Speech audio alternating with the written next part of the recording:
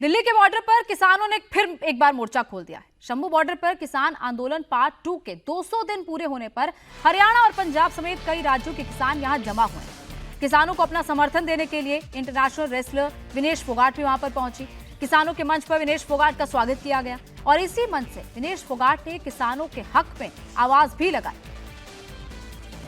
विनेश फोगाट भी किसानों के समर्थन में शंभू बॉर्डर पर पहुंच चुकी हैं। वहीं विनेश फोगाट ने कहा कि आपकी बेटी आपके अधिकारों के लिए आपके साथ खड़ी है।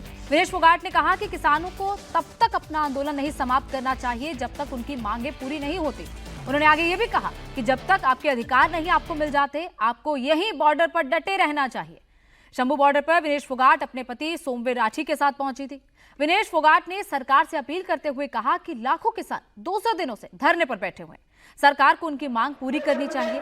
ये बहुत दुखद बात है कि 200 दिनों से किसानों की आवाज कोई नहीं सुन रहा। विनेश ने यह भी कहा कि किसानों को संघर्ष करते देखकर उन्हें अपने अधिकारों के लिए लड़ने की ताकत मिलती है।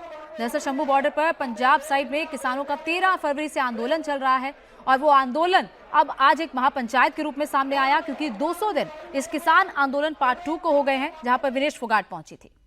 विनेश फोगाट की किसान मोर्चा के मंच पर मौजूदगी और सरकार से किसानों के हक में मांग ने कई और सवालों को भी जन्म दे दिया है। आंदोलन की धार ऐसे समय में तेज की जा रही है जब हरियाणा में चुनाव होने जा रहे हैं। ऐसे में कयासबाजी शुरू हो गई है कि क्या विनेश फोगाट अब चुनावी दंगल में दो हाथ करेंगी? क्या हरियाणा की दादरी सीट पर फोगाट सिस्टर्स में चुनावी दंगल होगा? दरअसल विनेश फोगाट की कांग्रेस से नजदीकी जग जाहिर है। जब वो पेरिस ओलंपिक से खाली हाथ देश लौटी थी, तब भी दीपेंद्र हुड्डा उनके स्वागत के लिए आईजीआई एयरपोर्ट पहुंचे थे। पहले भी जब जंतर मंतर पर उन्होंने पहलवानों की यौन शोषण को लेकर मोर्चा खोला था, तब भी कांग्रेस ने उनका पूरा साथ दिया था।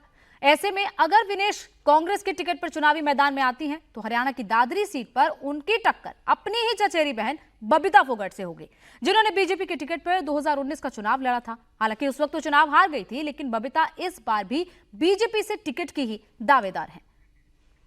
आंदोलन पार्ट 2 के 200 दिन पूरे होने पर शंभू बॉर्डर पर जमा किसानों की मांगे क्या हैं? क्या वो प्रदर्शन क्यों कर रहे हैं? क्या जो मांगे किसान आंदोलन पार्ट 1 में थी, वही मांगे दोबारा से दोहराई जा रही हैं? दरअसल इस वक्त किसानों की डिमांड यह है कि शंभू बॉर्डर को खोला जाए, जिसे हरियाणा पुलिस ने बंद कर रखा है।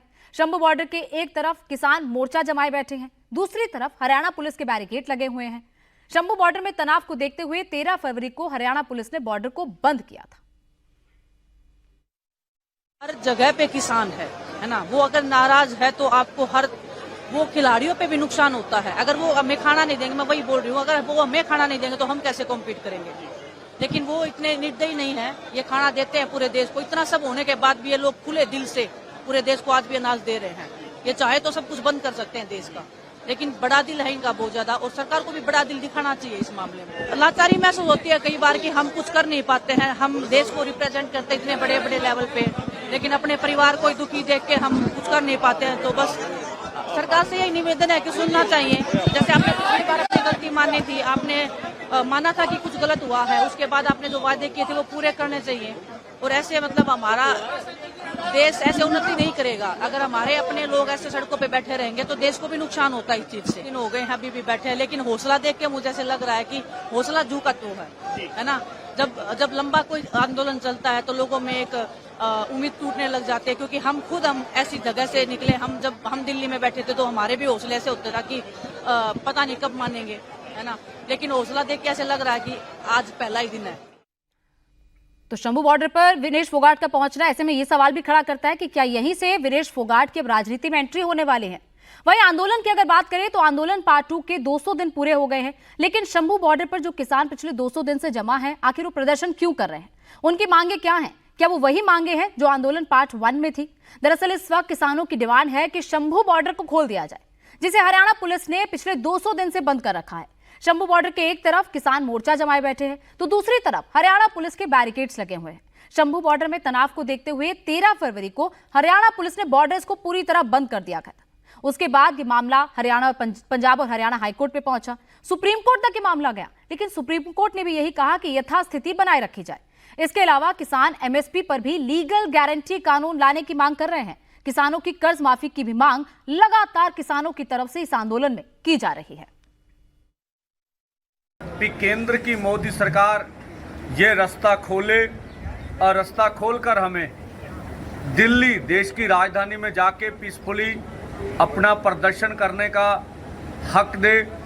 एमएसपी लीगल गारंटी कानून बनाया जाए, किसान मजदूर का कर्ज माफ़ी की जाए, अन्य मांगे हैं। आज नए ऐलान भी इस स्टेज से किए जाएंगे और इसके बाद जब स्टेज खत्म होगी तो हाँ पीसी भी करेंगे। तो सभी जनता को आप देख सकते हैं, अभी तक बहुत से लंगर यहाँ जो आप स्थानीय लोग हैं वो लेके पहुँच चुके हैं और कार्यरत है अपने कामों में। और आज का जो यहाँ बॉर्डरों के ऊपर इकट्ठ हो रहे हैं वो मोदी सरकार की नींद हराम कर देंगे और हमारी मांगे मानने पे उनको विवश करेंगे। दरअसल शंभू बॉर्डर में जमा किसान दिल्ली कूच करने की तैयारी में है।